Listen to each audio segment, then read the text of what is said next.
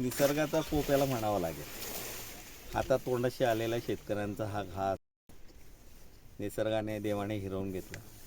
काल अचानक संध्याकाळी 4:30-5च्या दरम्यानमध्ये शिरपूर साईडकडनं अतिशय जोरात वादळ आलं आणि त्या वादळामुळे चोपडा तालुक्यामध्ये जवळजवळ 1585 शेतकऱ्यांचं मोठ्या प्रमाणात नुकसान झालेलं आहे. जवळजवळ 2000 हेक्टरच्या पर्यंतचं हे नुकसान आहे. आज सकाळीच रेस्ट हाऊसला सन्माननीय तहसीलदार थोरात साहेब, कृषी अधिकारी साळुंखे, BDO पाटील या सर्वांना बोलवून तातडीने सर्व ठिकाणी झालेल्या नुकसानाचे पंचनामे करायला सांगितले. प्रत्यक्ष शेतकऱ्यांकडे जाऊन सुद्धा त्यांना भेटी देऊन सांत्वन करण्याचा प्रयत्न.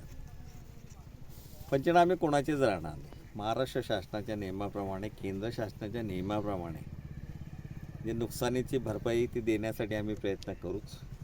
सर्वांना सूचना करण्यात आलेल्या आणि आपल्या माध्यमातून या विनंती करतो शेतकऱ्यांना की आपण आपल्या शेतात झालेल्या नुकसानीचं सहकार्य आपले जे अधिकारी वर्ग येतील त्यांना करा. सर्वांचे पंचनामे झाल्यानंतर अधिकारी वर्गांना सांगण्यात आलं आहे की ग्रामपंचायतवरती यादी लावा कोणाचं किती नुकसान झालेलं. चुकून एखादी शेतकरी राहिला तर ते यादी लावल्यानंतर त्याच्या लक्षात येईल की आपलं पंचनामा राहिलं किंवा आपलं नाव राहून गेलं. म्हणून ग्रामपंचायतच्या कार्यालयावरती ती नोटीस लावायला सांगितलेली आहे आणि जिथे ते नुकसान झालं तिथे प्रत्यक्ष जाऊन भेटी देतो. हो, पण वादळ होतं, वादळामुळे थोडं जास्त नुकसान झालं. आज आम्ही एका शेतकऱ्याचे गेलं, त्याने 35 एकर जवळजवळ क्षेत्र, त्याचं 35 एकरमध्ये काहीच शिल्लक राहिलं नाही. त्याला पाहिल्यानंतर अतिशय वाईट वाटलं. त्याच्या भावना मी तुम्हाला सांगू शकत नाही, इतकी वाईट परिस्थिती होती शेतकऱ्याची त्याचं पाहिल्यानंतर.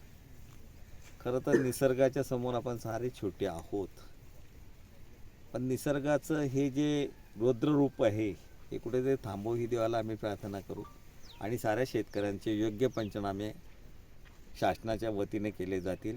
या आदरणीय पालकमंत्री महोदयांशीही माझं बोलणं झालं आहे.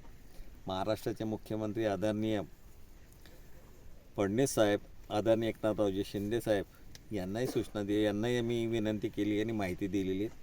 पालकमंत्री गुलाबरावजी पाटील साहेब यांनाही माहिती दिलेली आहे आणि त्यांनी कलेक्टर महोदयांना सांगितले. कलेक्टर महोदय घुगे साहेबांचंही बोलणं झालं आहे.